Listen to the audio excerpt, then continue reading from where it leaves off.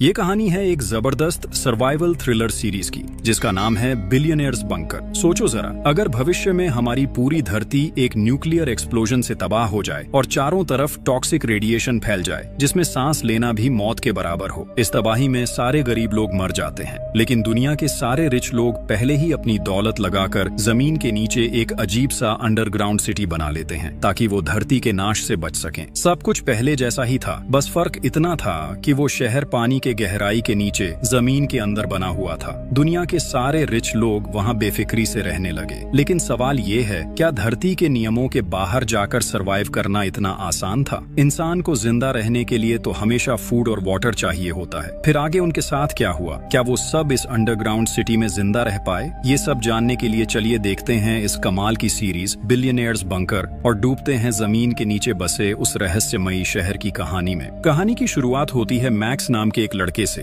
जो एक बच्ची एनी के साथ खेल रहा होता है। एनी और मैक्स बचपन से ही बहुत अच्छे दोस्त थे और दोनों एक दूसरे को बहुत पसंद भी करते थे। दोनों रिच फैमिलीज से थे, इसलिए उनके रिश्ते को लेकर किसी को कोई आपत्ति नहीं थी। बचपन से ही उन्होंने पढ़ाई से लेकर हर चीज साथ की थी। जैसे जैसे वो बड़े हुए, उनके बीच की दोस्ती प्यार में बदल गई। उनकी जिंदगी बहुत अच्छी चल रही थी। लेकिन एक रात जब बाहर तेज बारिश हो रही थी, मैक्स और एनी के साथ कुछ ऐसा हुआ जिसने सब कुछ बदल दिया। उस रात मैक्स और एनी अपने एक दोस्त की बर्थडे पार्टी में जा रहे थे, लेकिन रास्ते में मैक्स ने ड्रिंक्स कर ली थी और कुछ देर बाद उसने कार का कंट्रोल खो दिया। गाड़ी सीधा जाकर एक पेड़ से टकराई और भयानक एक्सीडेंट हो गया। इस हादसे में मैक्स किसी तरह बच गया, लेकिन एनी की मौत हो गई। इस घटना के बाद मैक्स को 3 साल की जेल हो गई। उसे ऐसी जेल में भेजा गया जहां कमजोर कैदियों पर बहुत जुल्म किए जाते थे। लेकिन मैक्स क्योंकि रिच बैकग्राउंड से था, वो ऐसे माहौल का आदी नहीं था, इसलिए शुरुआत में उसे काफी मुश्किलें झेलनी पड़ी। खुद को बचाने के लिए मैक्स ने वहां के हर कैदी को पैसे देकर अपने पक्ष में कर लिया ताकि कोई उसे टॉर्चर न करे। लेकिन धीरे धीरे मैक्स को एहसास हुआ कि उसकी लग्जूरियस लाइफस्टाइल ही उसकी जिंदगी की सबसे बड़ी गलती थी, क्योंकि पैसों की वजह से उसने कभी कुछ खुद नहीं किया था। हर चीज पैसों से करवाई थी, यानी बिना पैसे के उसकी जिंदगी की कोई पहचान ही नहीं थी। ये बात समझ आने के बाद मैक्स ने वहां के कैदियों को पैसे देना बंद कर दिया और जैसे ही ऐसा हुआ, धीरे धीरे वहां के कैदी उसके खिलाफ हो गए। अब वो भी मैक्स पर वैसे ही टॉर्चर करने लगे जैसे बाकी कैदियों पर करते थे। वक्त बीतने के साथ ये जुल्म इतना बढ़ गया कि एक दिन उन्होंने मैक्स को वॉशिंग मशीन के अंदर बंद कर दिया। काफी देर बाद जब उसे बाहर निकाला गया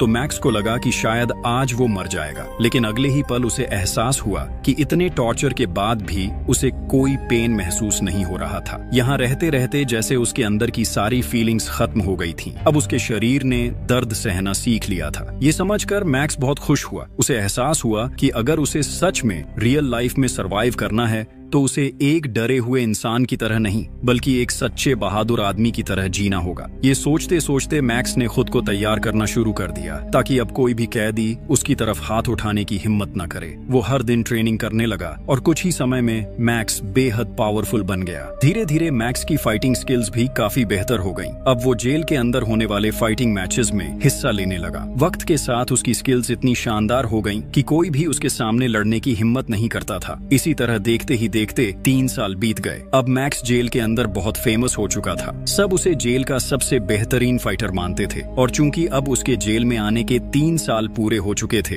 इसलिए उसकी सजा भी पूरी तरह खत्म हो गई थी। और आज का दिन था जब मैक्स को जेल से रिहा किया जाना था, इसलिए वहाँ सबने बहुत खुशी से सेलिब्रेट किया और मैक्स को विदाई दी। मैक्स मुस्कुराते हुए जेल के बाहर आया, जहाँ उसका फादर जेम्स उसका इंतजार कर रहा था। लेकिन जेम्स ने वहीं उसे कहा कि हम अभी अपने घर नहीं लौटेंगे, हमें एक स्पेशल जगह पर जाना होगा। उसने बताया कि इन 3 सालों में दुनिया बहुत बदल चुकी है। कई जगहों पर न्यूक्लियर वॉर्स शुरू हो गए हैं और खबर है कि जल्द ही पूरी दुनिया में न्यूक्लियर वॉर छिड़ जाएगा, जिससे धरती पूरी तरह तबाह हो सकती है। साधारण लोगों को इस बारे में कुछ भी पता नहीं था, लेकिन जेम्स बहुत अमीर इंसान था, इसलिए उसके पास देश की सारी गुप्त खबरें रहती थी। फिलहाल सिर्फ रिच लोग ही ये जानते थे कि कुछ ही दिनों में पूरी दुनिया तबाह होने वाली है। इसी वजह से सारे अमीर लोग मिलकर धरती के नीचे एक बड़ा बंकर बना चुके थे, जहां वो अपने परिवारों के साथ रहने जा रहे थे। उस बंकर में हर सुविधा मौजूद थी, इसलिए वहां किसी को रहने या खाने की कोई परेशानी नहीं थी। वहां भी वो लग्जूरियस जिंदगी जी सकते थे। वो लोग अब उस बंकर में आराम से रह सकते थे और साथ ही धरती के विनाश से भी बच सकते थे। यहाँ तक कि वो उस बंकर के नीचे से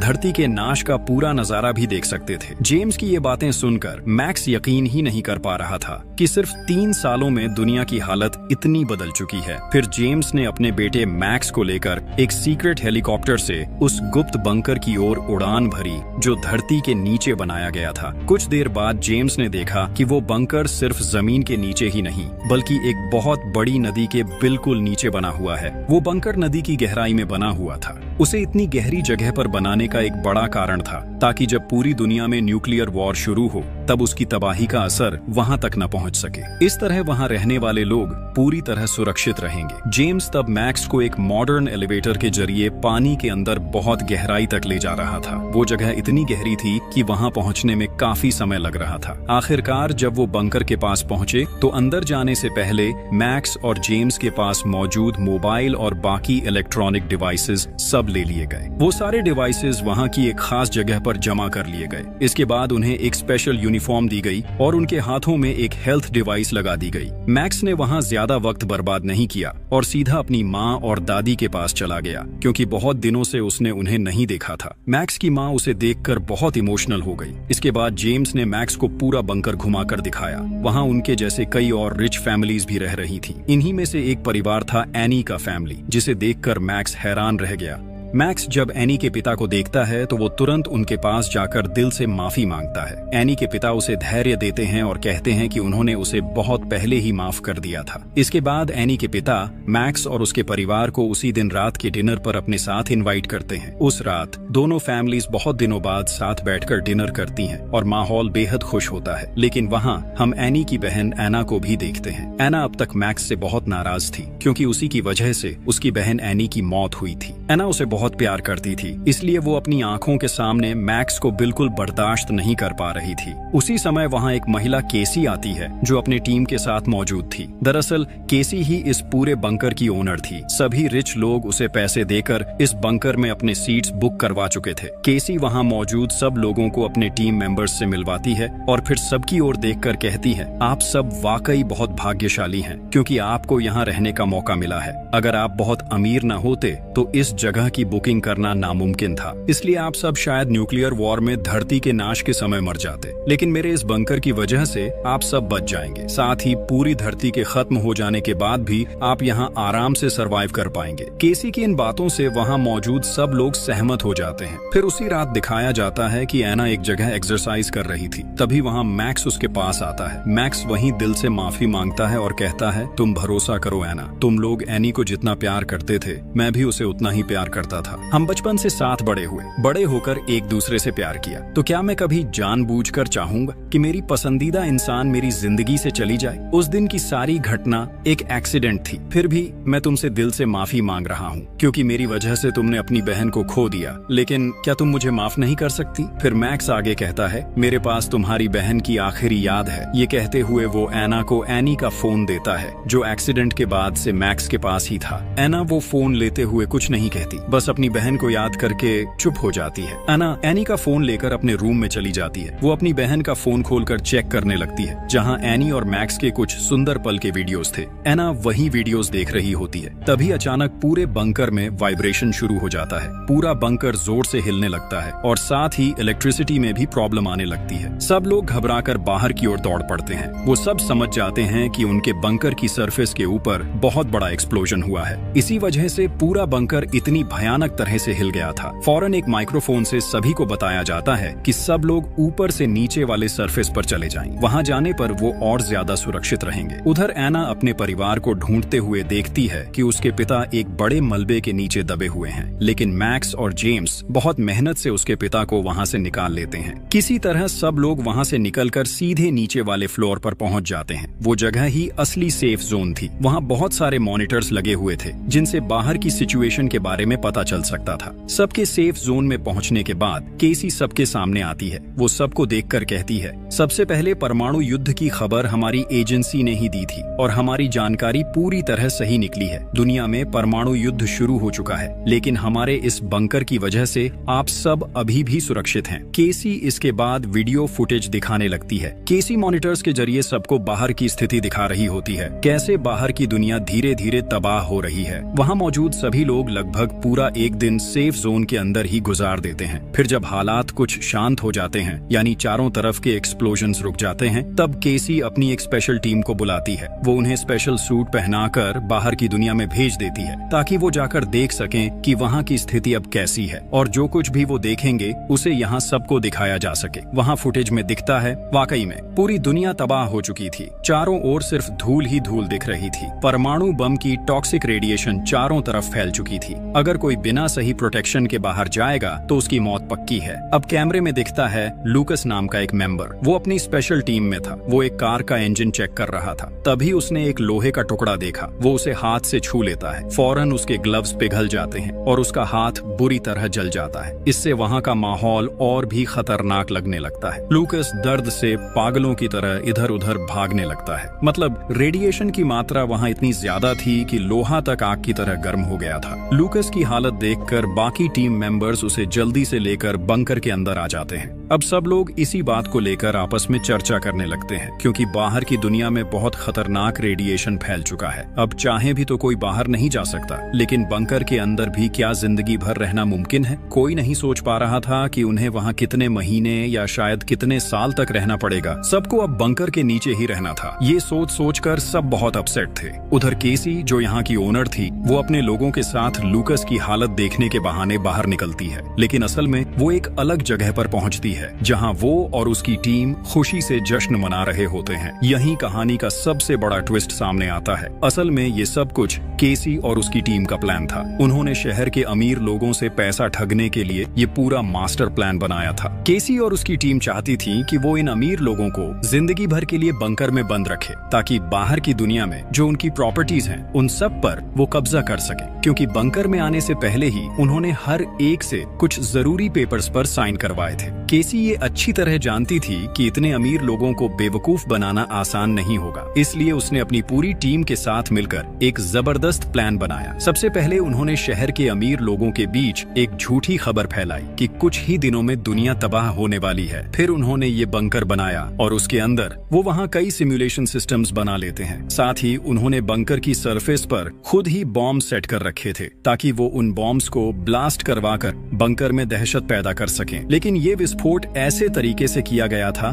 कि किसी को ज्यादा नुकसान न हो। जो वीडियोस उन्होंने लोगों को दिखाई थी वो असल में एडवांस्ड एआई सिस्टम से बनाए गए थे, और उनके इन सारे प्लान्स में वो कामयाब भी हो जाते हैं, क्योंकि अब सब लोग उनकी बात मानकर बंकर में ही रहना चाहते हैं। अब दूसरी तरफ हम एना को देखते हैं। एना जब बंकर के एक टॉयलेट में होती है, तभी उसे पास वाले कमरे से एक अजीब सी आवाज सुनाई देती है। उसे लगता है जैसे कोई वहाँ गिर गया हो। एना जल्दी से बाहर निकलती है और पास वाले कमरे का दरवाजा जोर से धक्का देकर खोल देती है। अंदर जाकर वो देखती है एक लड़की खुद को खत्म करने की कोशिश कर रही है। एना ये देखकर बुरी तरह डर जाती है। वो भागकर उस लड़की को पकड़ लेती है और उसके गले में बंधी रस्सी काट देती है। किसी तरह वो उसकी जान बचा लेती है। असल में बंकर में जितने भी लोग थे वो सब अंदर ही अंदर बहुत परेशान थे। ये सब लोग अमीर थे, लेकिन अब दुनिया के तबाह हो जाने के बाद उनका सब कुछ खत्म हो चुका है। उनके घर, गाड़ियाँ, पैसा, कुछ भी नहीं बचा। पहले बाहर की दुनिया में जिन पावर्स के साथ वो जीते थे, अब चाहकर भी वो कुछ नहीं कर सकते। वो अब बिल्कुल खाली हाथ हो गए थे। यही वजह थी कि ये लड़की ये सब सह नहीं पाई और खुद को खत्म करने की कोशिश कर रही थी। लेकिन सिर्फ वही नहीं, यहाँ के लगभग सभी लोग इस माहौल के साथ खुद को ढाल नहीं पा रहे थे। सब बहुत डिप्रेस्ड हो गए थे। अब सरफेस लगभग ठीक हो चुका था, इसलिए केसी सबको कहती है कि अब किसी को चिंता करने की जरूरत नहीं है। वो सब बंकर में आराम से सरवाइव कर सकते हैं। इसके बाद केसी अपनी टीम से मिलने जाती है। वहाँ लूकास अपने टीम मेंबर्स के साथ होता है, जो उसे मेकअप करवा रहे थे, ताकि बाकी लोगों को दिखाया जा सके कि बाहर जाने के बाद लूकास के साथ क्या हुआ। उधर हम जेम्स और उसकी वाइफ को देखते हैं। दोनों के बीच अब झगड़ा शुरू हो गया था। असल में जेम्स एक बहुत अमीर बिजनेसमैन था और वो हमेशा अपनी मर्जी से ही जीता था। यहाँ तक कि बाहर कई लड़कियों के साथ उसका अफेयर भी था। जेम्स की वाइफ सब कुछ जानती थी। वो जानती थी कि उसका हस्बैंड कई लड़कियों के साथ अफेयर में था, फिर भी उसने उसे कभी नहीं छोड़ा, क्योंकि उसे उसके पैसे की बहुत जरूरत थी। उसी पैसे के लिए वो इतने सालों तक उसके साथ रही। लेकिन अब तो सब कुछ खत्म हो चुका था। जेम्स के पास न पैसा था न पावर। अब उसकी वाइफ के लिए भी उसकी कोई कीमत नहीं रह गई थी। वो जेम्स से साफ साफ कहती है, तुम इतने सालों में जिन जिन औरतों के साथ रहे, मैं उन सब के बारे में जानती थी। सब कुछ जानते हुए भी मैंने कभी कुछ नहीं कहा, चुपचाप तुम्हारे साथ रही। जानते हो क्यों? सिर्फ तुम्हारे पैसे के लिए। मुझे पैसों की बहुत जरूरत थी, लेकिन अब तुम्हारे पास कुछ भी नहीं है, न पैसा न औरतें। अब मुझे तुम्हारी कोई जरूरत नहीं है। मैं अब अपनी मर्जी से जीऊंगी, इसलिए मेरी जिंदगी में तुम रुकावट मत बनो। ये सब सुनकर जेम्स बहुत गुस्से में आ जाता है। जब उसकी वाइफ वहाँ से निकलने लगती है, जेम्स उसे डांटते डांटते उसके पीछे पीछे जाने लगता है। फिर वो बिना किसी की अनुमति लिए वहाँ मौजूद सबके हिस्से का खाना खाने लगता है। उधर जब गार्ड्स ये सब देखते हैं तो वो तुरंत वहाँ पहुँच जाते हैं। वो अपनी इलेक्ट्रिक गन से जेम्स को झटका देने लगते हैं, लेकिन तभी वहाँ मैक्स पहुँचता है। वो अकेले ही उन गार्ड्स से लड़ने लगता है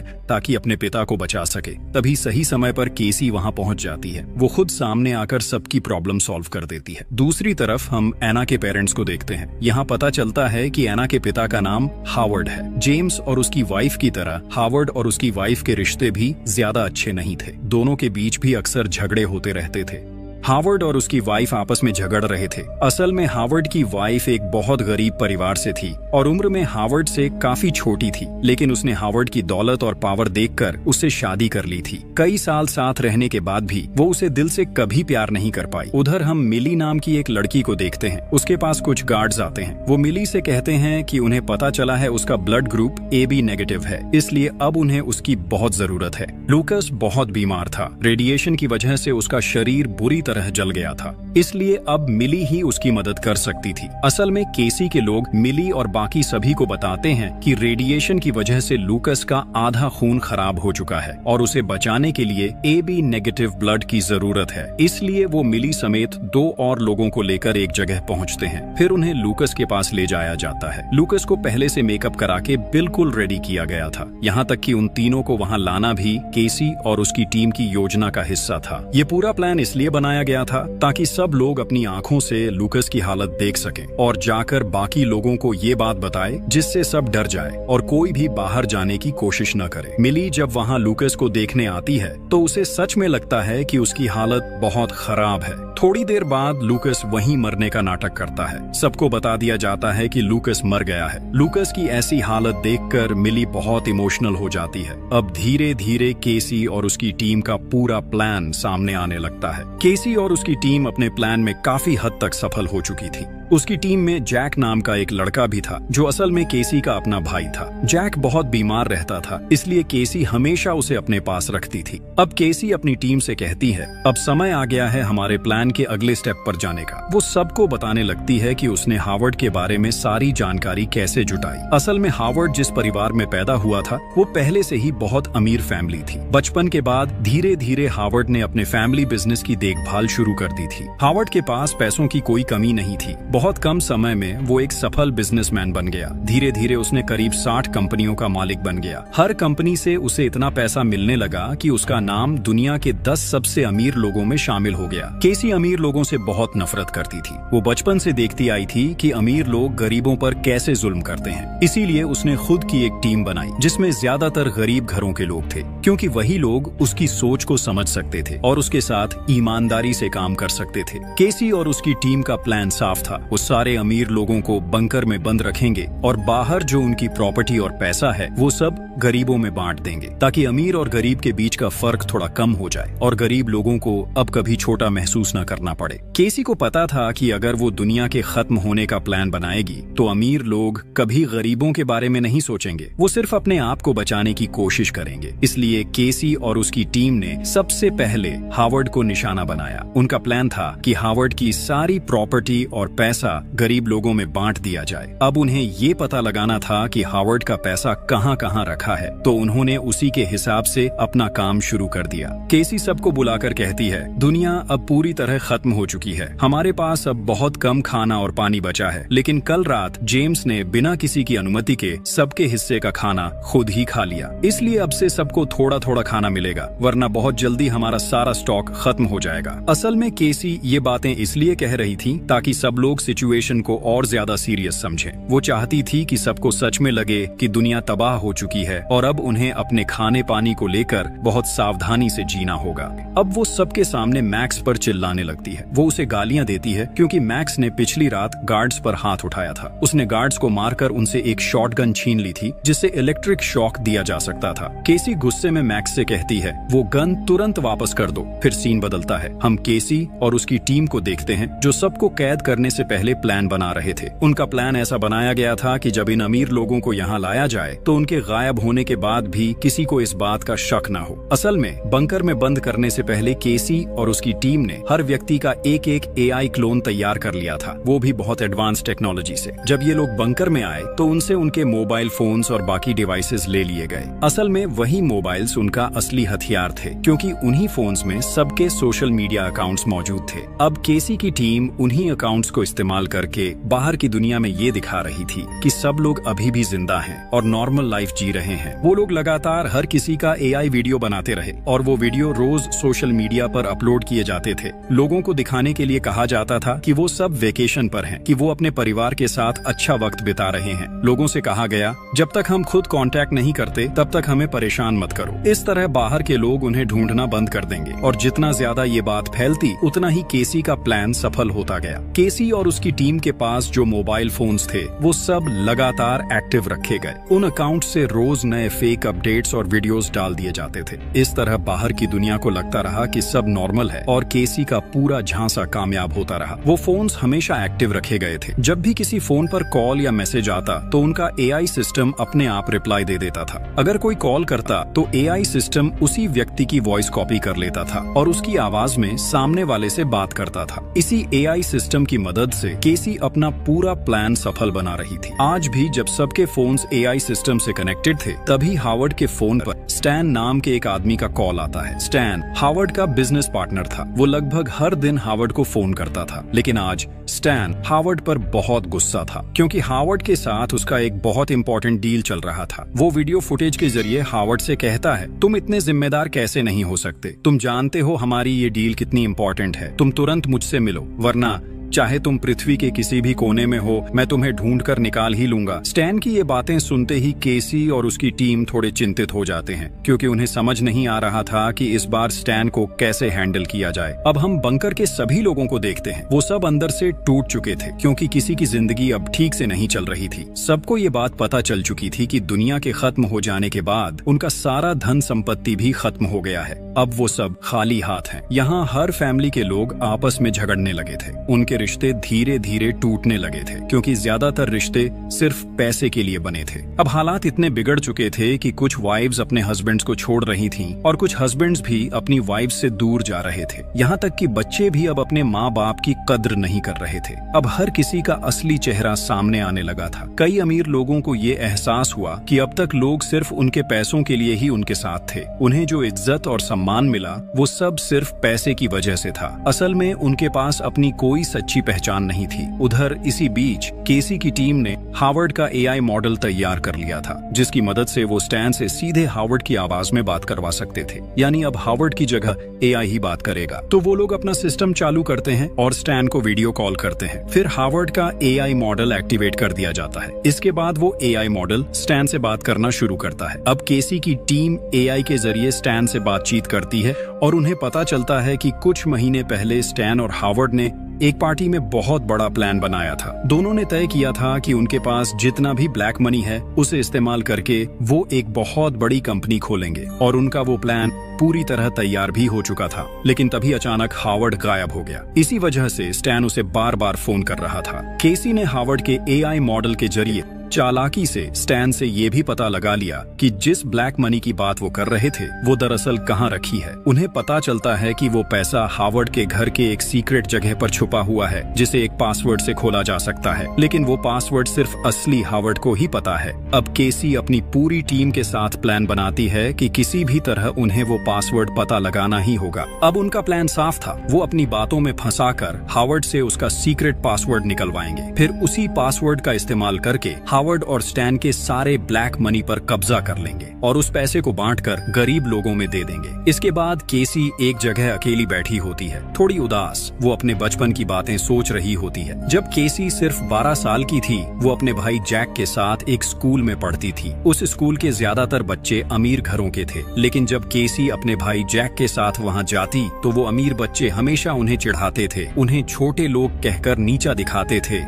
वो दोनों भाई बहन को हमेशा गरीब कहकर अपमानित करते थे। हालांकि केसी और उसका भाई जैक बहुत टैलेंटेड स्टूडेंट्स थे, लेकिन गरीब होने की वजह से उनकी मेहनत और हुनर की कभी कद्र नहीं हुई। ऊपर से उनके पिता की आर्थिक हालत भी बहुत खराब थी। एक दिन केसी की माँ एक छोटा सा खत लिखकर उसे और जैक को छोड़कर चली गई। उनके पिता पहले से ही नशे के आदी थे, इसलिए उस दिन के बाद केसी और जैक के पास कोई नहीं बचा। वो दोनों सिर्फ एक दूसरे का सहारा बनकर बड़े हुए। कम उम्र में ही उन्हें ये समझ आ गया था कि उनका भविष्य कोई और नहीं बनाएगा, उन्हें खुद ही अपने लिए रास्ता बनाना होगा। इसलिए उसी वक्त से दोनों भाई बहन ने कड़ी मेहनत शुरू कर दी। वो अपनी पढ़ाई में और ज्यादा ध्यान देने लगे। धीरे धीरे दोनों ने कई डिग्रीज हासिल कर ली। फिर एक समय आया जब दोनों ने मिलकर काफी रिसर्च की और अपना खुद का AI आर्टिफिशियल इंटेलिजेंस सिस्टम बना लिया। तब उन्हें लगा कि अब वो अपनी जिंदगी में कुछ बड़ा कर पाएंगे, लेकिन बहुत जल्द उन्हें एहसास हुआ कि इस दुनिया में पैसे और पावर के बिना कुछ भी हासिल नहीं किया जा सकता। उन्होंने भले ही सबसे एडवांस्ड AI मॉडल बना लिया था, उनके पास पैसे नहीं थे,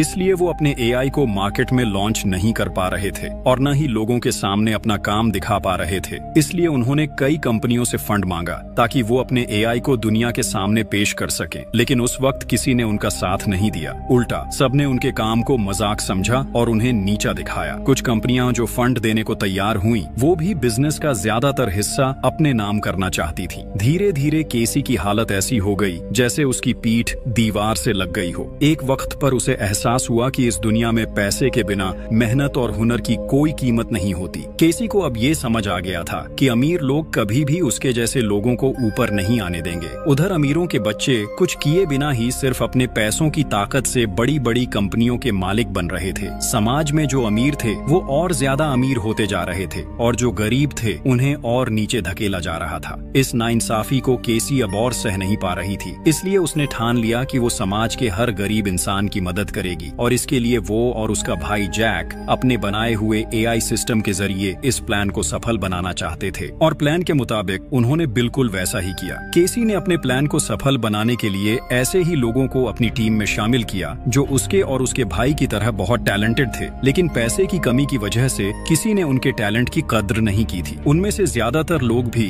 अपनी जिंदगी में कभी न कभी किसी अमीर इंसान द्वारा अपमानित हुए थे। इसी तरह केसी ने अब तक अपना पूरा प्लान चलाया। अब हम केसी को फिर से देखते हैं। वो अपनी टीम से कहती है, मेरे दिमाग में एक आइडिया आया है। मुझे अब समझ में आ गया है कि मैं हावर्ड से उसका पासवर्ड कैसे निकलवा सकती हूँ। केसी अब जान चुकी थी कि हावर्ड से पासवर्ड कैसे निकलवाना है। उसने तय किया कि वो हावर्ड को वही देगी जिसकी उसे सबसे ज्यादा जरूरत है, अटेंशन और केयर की। क्योंकि बंकर में आने के बाद से हावर्ड सबके लिए एक नजरअंदाज किया हुआ इंसान बन गया था। अब अगर कोई उसकी परवाह करे तो वो उसे जरूर अहमियत देगा। इसलिए केसी अपनी टीम की एक मेंबर को हावर्ड के पास भेजती है। उस लड़की का नाम था इंग्रिड। इंग्रिड हावर्ड से बहुत अच्छे से पेश आने लगती है। वो उसकी बातों में इंटरेस्ट दिखाती है और धीरे धीरे उसे अपनी तरफ आकर्षित करने लगती है। थोड़े ही समय में हावर्ड और इंग्रिड के बीच एक अच्छी दोस्ती हो जाती है। हावर्ड और इंग्रिड अब एक दूसरे के साथ वक्त बिताने लगे थे, क्योंकि अब हावर्ड के पास बात करने के लिए कोई नहीं था। एक दिन इंग्रिड हावर्ड से कहती है, अगर तुम चाहो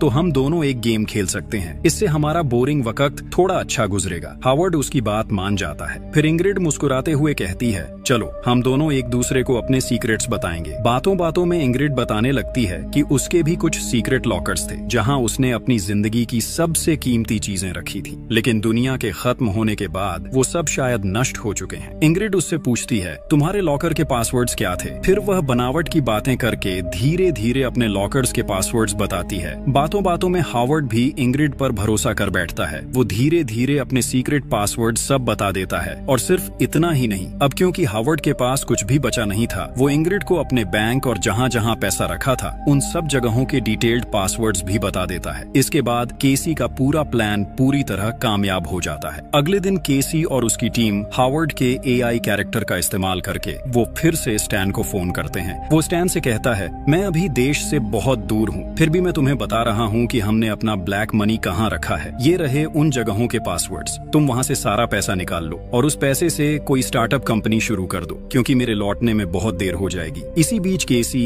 हावर्ड के एआई कैरेक्टर के जरिए स्टैन को और एक बात बहुत साफ तरीके से बता देती है, तुम खुद से कोई कंपनी मत खरीद लेना, मैं जो कंपनी का नाम बताऊंगा वही खरीद लेना। असल में ये भी केसी और उसकी टीम का एक बड़ा चालाकी भरा प्लान था। उनका मकसद था स्टैन को इस तरह मैनिपुलेट करना कि वो वही कंपनी खरीदे जिनका फैसला केसी कर चुकी है। केसी ने स्टैन को जिस कंपनी को खरीदने के लिए कहा था वो दरअसल उनकी बनाई हुई एक फेक कंपनी थी। जैसे ही स्टैन और हावर्ड का पैसा उस कंपनी में लगाया जाता, केसी और उसकी टीम चालाकी से वो सारा पैसा अपने कब्जे में ले लेते। इसी तरह सबसे पहले उन्होंने हावर्ड का पैसा हड़प लिया और फिर धीरे धीरे बंकर में मौजूद बाकी सारे अमीर लोगों का पैसा भी चुपचाप अपने कंट्रोल में लेने लगे। उधर अब हम मैक्स को देखते हैं। उसे यहाँ की हर चीज कुछ अजीब लगने लगी थी। खासकर सबके हाथों में जो ब्रेसलेट्स थे उन्हीं पर उसे शक हो रहा था, क्योंकि जब उन्हें ये ब्रेसलेट्स दिए गए थे तो कहा गया था कि ये उनकी सेफ्टी के लिए हैं। कहा गया था कि ये ब्रेसलेट्स उनकी हेल्थ कंडीशन बताने के लिए हैं। लेकिन जब मैक्स ने ध्यान से अपना ब्रेसलेट देखा तो उसे उसके अंदर एक छोटा सा माइक्रोफोन नजर आया। यानी उसी माइक्रोफोन के जरिए केसी और उसकी टीम उनकी सारी बातें सुन रही थी। ये देखकर मैक्स को बहुत शक होने लगा, इसलिए उसने तय किया कि वो बंकर के बारे में और जानकारी निकालेगा। लेकिन वो ये काम अकेले नहीं कर सकता था, क्योंकि पकड़े जाने का खतरा था। इसलिए उसने फैसला किया कि वो इस काम में एना को अपना साथी बनाएगा। मैक्स अब एना से दोस्ती करना चाहता था। वो कुछ कागज के टुकड़ों पर अपनी सारी बातें लिख कर उसके पास लाता है, क्योंकि अगर वो सीधे एना से बात करता तो केसी और उसकी टीम माइक्रोफोन्स के जरिए उनकी हर बात सुन सकती थी। मैक्स एना के पास जाकर एक कागज दिखाता है जिस पर लिखा होता है, चुप रहो। एना हैरान होकर उसकी तरफ देखती है। फिर मैक्स अगले कागज पर लिखता है कि यहाँ आने के बाद से उसे कई बातें अजीब लगी हैं।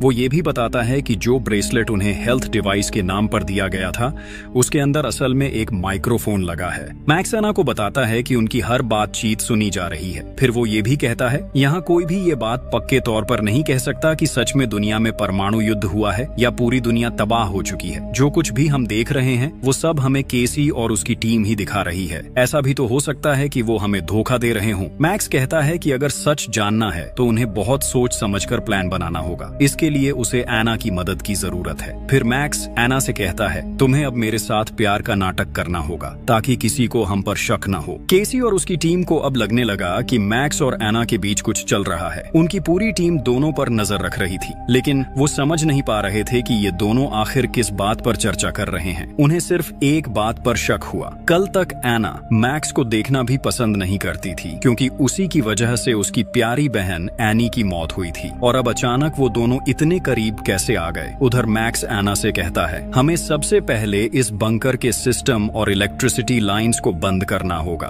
मैक्स ने एक प्लान बनाया ताकि पूरा बंकर अंधेरे में डूब जाए। अंधेरे का फायदा उठाकर वो दोनों बाहर जाकर देख सकें कि सच में दुनिया तबाह हुई है या नहीं। लेकिन बाहर जाना बहुत रिस्की था, इसलिए उनके पास सेफ्टी सूट होना जरूरी था। मैक्स ने एना को काम दिया कि जब सब कुछ अंधेरा हो जाए तो वो 2 सेफ्टी सूट चुरा कर ले आए। तब तक मैक्स बंकर के सिस्टम रूम को ढूंढ लेगा। इसके बाद अपने अगले प्लान के लिए उसने एना को अपने रूम में बुला लिया। मैक्स वहां जाकर बहुत जोर से रोमांटिक म्यूजिक प्ले कर देता है ताकि वो बिना झिझक अपने प्लान के बारे में खुलकर बात कर सकें। मैक्स और एना सोचते हैं कि जल्दी ही वो इंटीमेट हो सकते हैं, इसलिए केसी की टीम उन पर ज्यादा ध्यान नहीं देगी। इसी बीच मैक्स एना को अपने कमरे में दिखाता है कि वहाँ एक सीक्रेट एग्जिट गेट है। यानी अब उन्हें बंकर के अंदर एक डिस्ट्रैक्शन बनानी होगी ताकि सारे गार्ड्स दरवाजों से हट जाएं। उनके पास एक आइडिया था। एना मैक्स से कहती है कि वो कभी केमिस्ट्री की स्टूडेंट थी। उसके पास अब कुछ केमिकल्स हैं जिनसे वो एक छोटी बॉम्ब बना सकती है, और उस बॉम्ब से शायद वो डिस्ट्रैक्शन बना पाएगी। दूसरी तरफ केसी हावर्ड के एआई मॉडल ने स्टैन को कुछ कहा। स्टैन उसी बात पर सीधे बैंक जाकर उस कंपनी को देखने चला गया, लेकिन कंपनी देखकर उसे अच्छा महसूस नहीं हुआ, इसलिए उसने हावर्ड को वीडियो कॉल कर बताया कि कंपनी उसे ज्यादा पसंद नहीं आई। स्टैन की बात सुनकर केसी अपने प्लान के मुताबिक उस कंपनी में अपनी टीम मेंबर लूकस को भेजती है। वो लूकस को हावर्ड हावर्ड से भी बड़ा इन्वेस्टर बनाकर पेश करती है। लूकस वही व्यक्ति था जिसने पहले रेडिएशन से झुलसकर मरने का नाटक किया था।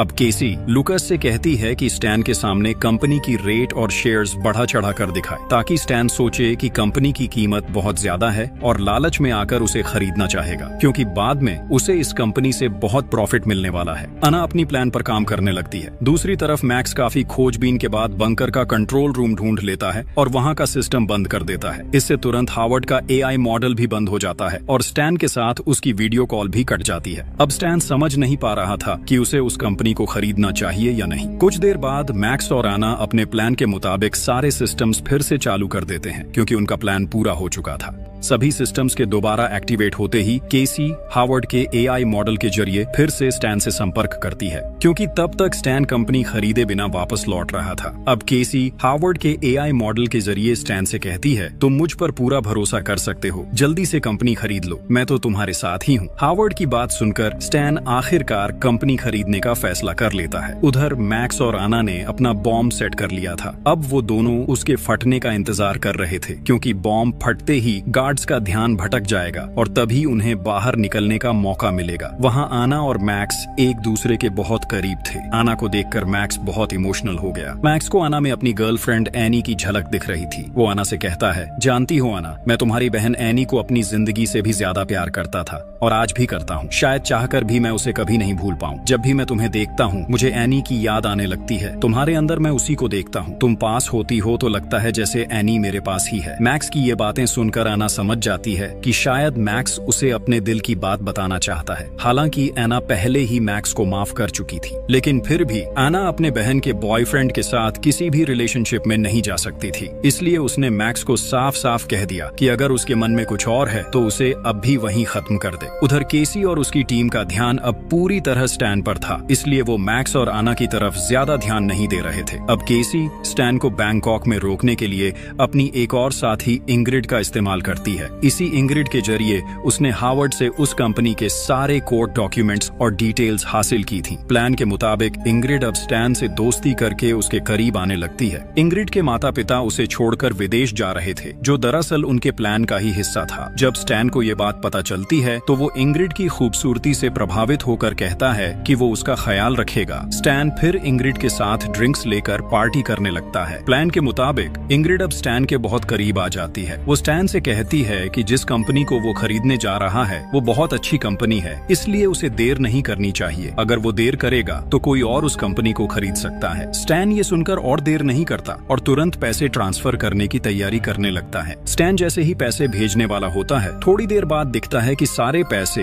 केसी के अकाउंट में पहुंच गए हैं, यानी उनका प्लान पूरी तरह सक्सेसफुल हो गया था। लेकिन उसी वक्त एना और मैक्स द्वारा सेट किया गया बॉम्ब अचानक ब्लास्ट हो जाता है। पूरा बंकर हड़कंप में आ जाता है। हर कोई डरकर अपनी जान बचाने के लिए इधर उधर भागने लगता है। यहाँ तक कि गार्ड्स भी अंदर चेक करने पहुंच जाते हैं। इस अफरा तफरी का फायदा उठाकर मैक्स और आना पीछे मौजूद सीक्रेट एग्जिट गेट से वहां से निकल जाते हैं। स्टैन बहुत रिलैक्स था। कंपनी खरीदने के बाद वो अपने प्राइवेट जेट से घर लौट रहा था, लेकिन तभी उसकी नजर एक पोस्टर पर पड़ती है। उसमें इंग्रिड की माँ की तस्वीर थी, जो असल में थाईलैंड की बहुत बड़ी एक्ट्रेस थी। स्टैन को याद आता है कि इंग्रिड ने उसे बताया था कि उसके माता पिता दोनों बिजनेसमैन हैं। अब स्टैन सब समझ जाता है। उसे एहसास होता है कि उसके साथ एक बड़ा स्कैम हुआ है। वो तुरंत इंग्रिड के सोशल मीडिया अकाउंट्स चेक करने लगता है, लेकिन अब इंग्रिड के सारे अकाउंट्स डिसेबल हो चुके थे। स्टैन अब बिल्कुल भी समय बर्बाद नहीं करता और सीधा उसी कंपनी में पहुंच जाता है, लेकिन वहां पहुंचकर वो देखता है कि कंपनी में तो अब कोई भी नहीं है। ये सब देखकर स्टैन पूरी तरह हैरान रह जाता है। उसे समझ नहीं आता कि अब क्या करे। वो तुरंत हावर्ड को वीडियो कॉल करता है और उससे कुछ प्राइवेट सवाल पूछता है, जैसे कि वो दोनों साथ में कहाँ घूमने गए थे, क्या क्या किया था और वो किस कॉलेज में पढ़ता था। लेकिन इस बार हावर्ड किसी भी सवाल का जवाब नहीं दे पाता। कुछ ही देर में स्टैन को एहसास हो जाता है